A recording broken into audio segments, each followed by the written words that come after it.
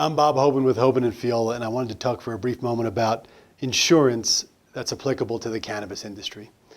The cannabis industry is like every other industry in the country in the sense that insurance is key. You need to assess your liabilities and protect it with a variety of different insurance packages.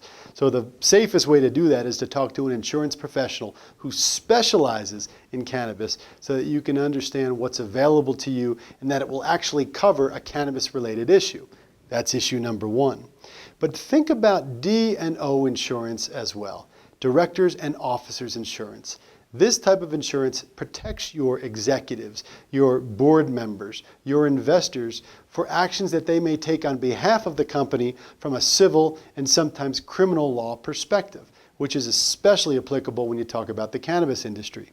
So those are questions you need to focus in on D&O, civil versus criminal, or whether it applies to this industry at all.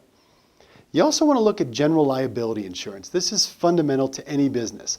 A business must have general liability insurance to operate and to move forward. Without it, you're really running a risk. Now, it's also important to understand that general liability does not cover everything. But what it likely does, and this is for your discussion with an insurance agent, is it provides legal coverage for the cost of defense or the cost of hiring an attorney, and also provides damages recovery and or settlement authority to resolve a dispute that might come up in a court of law. Look at premises liability or property insurance. Whatever happens on your site, whether it's a warehouse, that's a cultivation facility, your hemp farmland, or in your business offices or retail location, ultimately you are responsible for what happens there, whether you're a landlord, a lessee, an operator, or someone who simply controls the property. So take a close look at premises and property insurance for your business.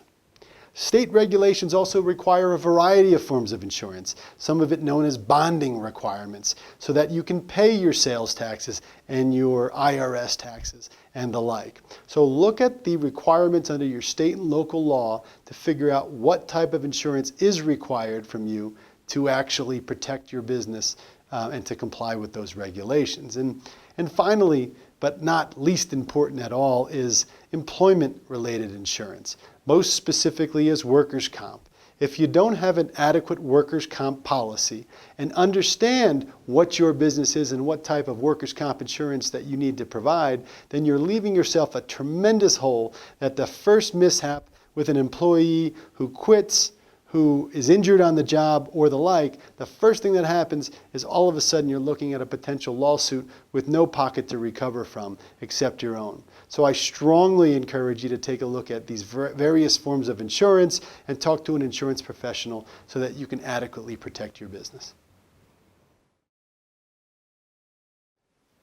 I'm Bob Hoban from Hoban and Fiola, and I want to tell you about an event that's happening in Denver on September 16th at the University of Denver.